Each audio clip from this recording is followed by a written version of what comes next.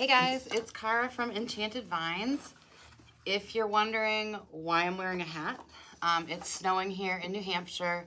I have had this hat on for hours, so when I went to take it off to shoot this or to do this live, I have like a whole dent in my forehead. So I figured it's easier to just wear the hat than have to expose you to my currently dented forehead. So what I wanted to do is, it's halftime right now with the Taylor Swift show, the football game. So I just wanted to come on and make a bow with our easy bow maker. And it's very similar to the one we made yesterday. I think this is like an easy way to get started on it and make a big bow that has a big impact, okay? So I can't remember where this ribbon is from. I'm gonna look it up and I will include that in the description, but right now I couldn't figure it out. So anyways, so we have our easy bow maker and we have our two dowels. And to start, we're going to place our ribbon in between the two dowels. And for this side, because this is my tail, I'm gonna have this facing, so like basically like the ugly side is down. And now what the part that I couldn't figure out with this forever was, in order to really make like these beautiful loops, you have to twist this. It has to be fully twisted, okay? And then now the pretty side of the ribbon is facing down, okay? And what I'm gonna do is I'm gonna start off with 6-inch loops. So, I mean, they do kind of make this like so easy, hence the name, I guess. So what I'm gonna do is measure out the 6 inches on the ruler, and then I'm gonna slide the ribbon back through the dowels. And to make sure that my measuring is accurate, I like to flatten the edges. Now I'm gonna twist again, and it's gotta be a full twist because I need the pretty side of this ribbon to be facing down, okay? So I'm gonna again measure 6 inches. And this is kind of like where I think the fun part is because you can decide on, you know, how many loops you want to make, doing them at different sizes. You could do different ribbons, which I wish I had some 1-inch ribbon. I should find some and do it because I think 1-inch ribbon mixed with the 2.5-inch ribbon look really cute. But didn't plan as usual, so maybe another day. But this ribbon it's nice. I mean, it's gonna actually really pop. I feel like it doesn't look like it's gonna be all that special, but I think when we put it together, this checkered edging is gonna look really nice. So, here we go. So right now I'm making my 6th 6-inch loop. Okay, and I'm just flattening them as I go. And when we get to the dowel, we do that nice hard twist. Okay, now I'm gonna mix it up and I'm going to go to 5-inch loops. So I'm just gonna look at my little ruler here and measure out the 5 inches. And we're gonna repeat. So I'm gonna flatten this out. When we get to the dowel, again, it's gonna be that hard twist. This was the part that just has prevented me from using this thing. I've had this for at least a year, but I just could not figure it out, and it was hard for me to get off the dowels without letting everything go. Okay, so on this side again, I'm measuring at 5 inches. I'm gonna flatten and keep going. And I'm gonna do,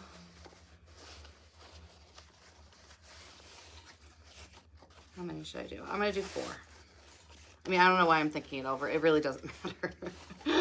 It's just a matter of how many loops we're gonna end up doing. It's not that difficult of a decision. So, okay, we're gonna do 4 of the 5-inch loops. Now, I have heard that there is like a deluxe version of this easy bow maker.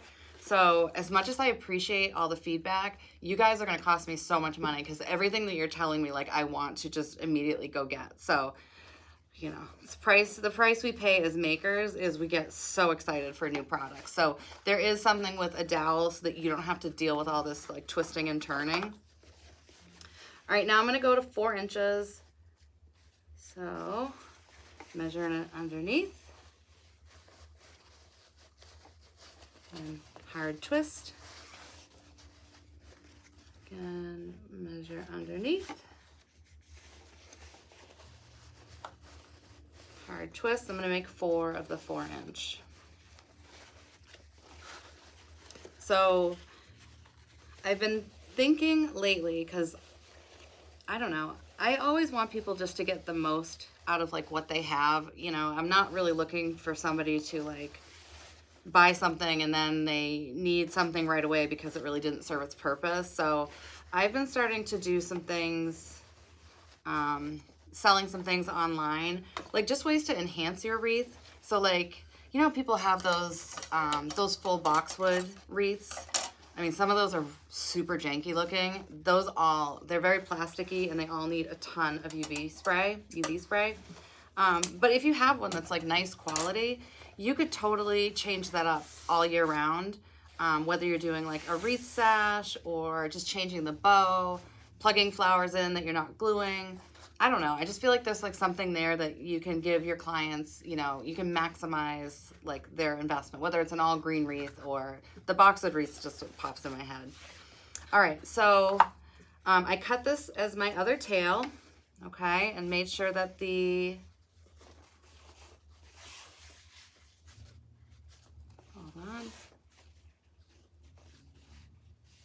that the pretty side is facing up. They really actually don't look very different. Sometimes like there's a stark comparison. And then we're gonna start over from the beginning, just like we did here. So I am going to make a tail. I'm not gonna make it as long. I am going to make sure the pretty side is facing up. And then I'm gonna do a hard twist. And all we're gonna do is, this is called the button. So you don't really need to measure this. I usually do around 2 inches. And you just want like that nice like juicy loop in the middle of your bow, okay? So juicy loop, juicy button, whatever you want to call it. All right, so I've got that. Now I've got my 2-inch loop and I'm going to trim the tail again. And before I take this off the dowel, okay, so this is what it looks like right now. It's smushed, it's well measured, or at least I'm gonna say it is. I think it is. So what I'm gonna do before I take it off the dowel is I'm gonna start to actually fan out these loops. And the reason why is because once we secure it with our floral wire, it's just gonna have like less ability to like shift around the way you want. So I wouldn't fluff it yet. I would just get these moving around and make sure that, you know, you got something that's pointing right on top and on the sides. The bottom isn't so important because we have so many tails. So like if you look at this, I'm fine with it just going to here because the rest are going to be, like the tails would cover it, okay? So I'm gonna repeat that on this side. And if you saw last night's video, I did too, but there's like that gorgeous ribbon and I went on Amazon today and there was like 12 left and I just got major anxiety because I don't know if anyone else sells it. So I bought like 3 more. And so that's like something that I think I'm gonna sell also, like just the ribbon. The ribbon's expensive, but I definitely think it's worth it. Like if you could feel how thick the quality is on it, I think it's worth it. So if you are somebody that just wanted to get into like some add-ons, like to sell just the bows, I would also do the UV spray on that just so that they don't fade either. Okay, so here we go. Everything's flattened and fanned out. Now what I'm gonna do is I am going to carefully slide this off the dowel, and I'm pinching this really hard because if I let this go, then the whole thing is undone. So I am. Moment of truth. So okay, I'm wrapping my floral wire around it. And now I'm gonna twist it. And I'm gonna make sure that I'm twisting this like really tightly because I don't want the loops to shift. And you have to make sure you're putting your wire exactly where the ribbon fell in between the dowels, okay? Some people use zip ties to secure this, and that's like super easy because you could actually slide like the zip tie underneath before you even start. Because I feel like that's so much easier on your hands and like, you know, it's less likely that you're gonna let everything go. I have found though that my loops were like shifting. It wasn't holding strong, and it could be like the zip ties, I'm not sure, but I just don't have a ton of faith in them. So as much as I love zip ties for like everything, I'm not using them to secure my bows. All right, so before we fluff, I'm just gonna do what's called dovetailing, okay? And these are the open edges, and you just cut upward at an angle, and you cut this little triangle out, and it just makes like a nice little polished detail.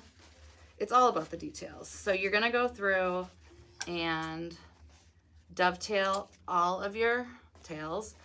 Another option that you could do is to just do like a hard diagonal cut. That looks nice as well, but I wouldn't leave it like just raw. I don't think that would look as nice. Okay. So moment of truth here. Moment of truth. Let's see.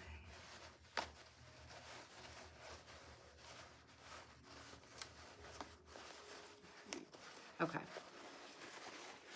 Now I'm going to go through and I'm going to start from the back, and we're going to fluff this up. So, okay, I'm just going to put my hand in each of the loops and just spread it out.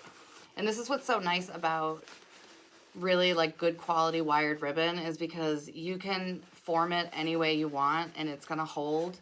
And if you're somebody who is, whether you're shipping it like on a wreath or just shipping it solo, I always take the time to fill each loop with a little bit of tissue paper, like enough to keep it, you know, in this state. And I encourage any of my clients, like when you're not using it, to just do the same thing.